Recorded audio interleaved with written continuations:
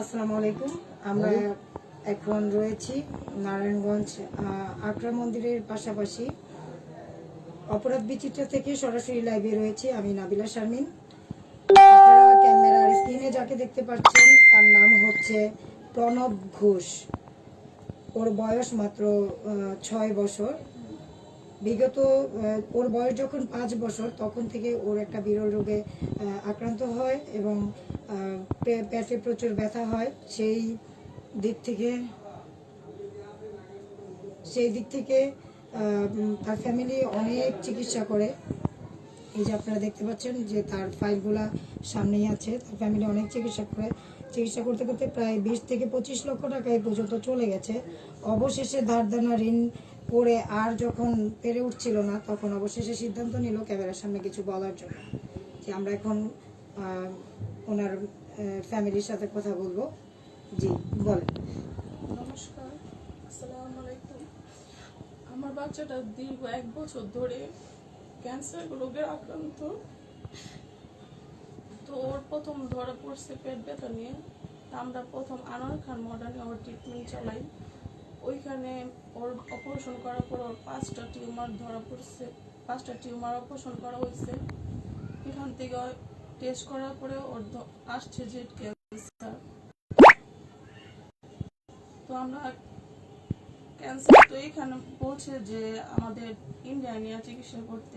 আমরা তো ওরকম সামর্থ্য নাই যে ইন্ডিয়া নিয়ে ওর চিকিৎসা করবো। তো আমরা এখানে আলমানেন হসপিটালে আমরা ওর ট্রিটমেন্ট চালাই। তো এখানে প্রায় আমাদের 20-25 লাখ টাকার মতো খরচ হয়ে গেছে। এখন দয়া করে আপনারা যেভাবে পারেন আমার বাচ্চাটাকে বাঁচান।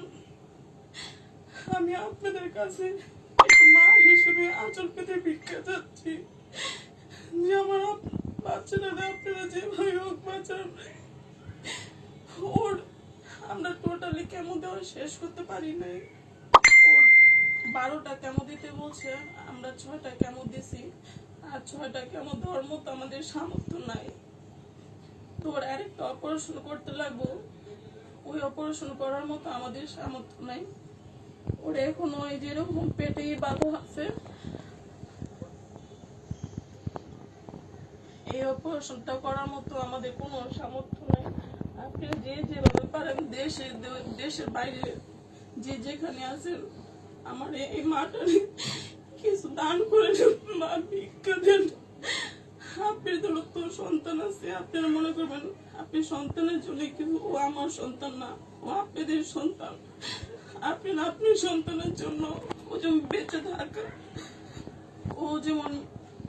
ও খালি বলে যে মা আমি কবে স্কুলে যাব, আমি স্কুলে যেতে চাই, আমি সবার মতো পড়তে চাই, আমি সবার মতো 8-10টা বাচ্চার মতো খেলাধুলা করতে চাই।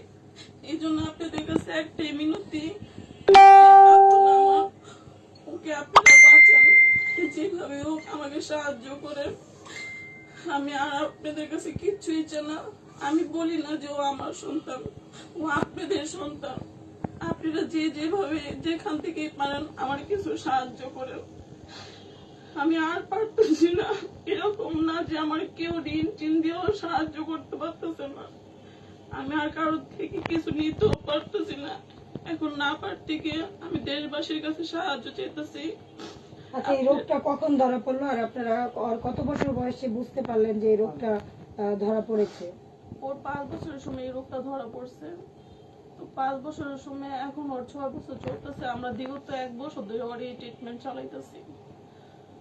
1 বছরে প্রায় কত টাকা খরচ গেছে? 20-25 লাখের মতো গেছে। এই টাকাটার মানে কোথা থেকে পেয়েছেন বা নিজের কি কিছু অর্থ? আমার নিজের কিছুই নেই। আমার যে গয়নাগাটি আসছিল, আমার বাপের বাড়ির সাহায্য আর আমার আত্মীয় স্বজনের সাহায্য নিয়ে এই পর্যন্ত আসছি। এখন আমার কিছুই নেই। এখন এত টাকা তো আর আত্মীয় স্বজন থেকে নিয়ে এই চিকিৎসা করা তো সম্ভব নয়। এই জন্য আমার একটাই অনুরোধ, আমার এখন দেশবাসী ছাড়া আমার এই বাচ্চা বাঁচানোর মতো আর কেউই নেই। আপনারা প্লিজ যেখানে আছেন আমার একটু সাহায্য করেন। ডক্টর কি কিছু বলেছে যে অপারেশন করলে ভালো হবে বা কিছু এরকম কিছু বলেছে? হ্যাঁ, বলছে যে ওর অপারেশন করলে ভালো দিকে দেখা যায়, ভালো লক্ষণ আছে। তাহলে কত টাকা লাগবে অপারেশন করতে গেলে, এটা কিছু বলছে? হ্যাঁ, আর 10-15 লাখ টাকা হইলে ওর এই ট্রিটমেন্টটা পুরো আমি কন্টিনিউ চালাই যেতে পারবো। ওর এই পিটা 5 বছর পর্যন্ত চালাই যেতে হইব। ট্রিটমেন্টটা 5 বছর পর্যন্ত চালিয়ে যেতে হবে। আচ্ছা বাবু, তুমি কিছু বলতে চাও? মাস্কটা একটু খোলো, বলো। তোমার নাম কি? ও সবার সাথে কথা কম বলে। ও এরকম একটা ধাক্কা খাইছে যে ও আমার সাথে, আমি যে মা, আমার সাথে ওরকম ফ্রি ভাবে কথা বলা সব বন্ধ করে দিছে। ও সব সময় এরকম চুপচাপ থাকে।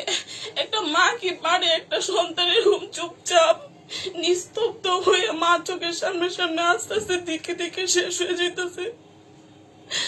ও কারোর সাথে খেলতেও পারে না, মিশতেও পারে না, ও কারোর সাথে কোনো কথা বলতেও চায় না। সুপ্রিয় দর্শক, আপনারা এতক্ষণ দেখলেন অর্ণব ঘোষের বাবা মা মানে তাদের আত্মচিৎকার। আমরা চাইবো আপনারা যে যেখান থেকে এই লাইভটি দেখতেছেন, যদি সহযোগিতা করতে না পারেন তাহলে অবশ্যই যারা বিত্তবান তাদের কাছে পৌঁছে দিবেন শেয়ার করে। সেই প্রত্যাশায় এই পর্যন্ত শেষ করলাম। ভালো থাকবেন, সুস্থ থাকবেন।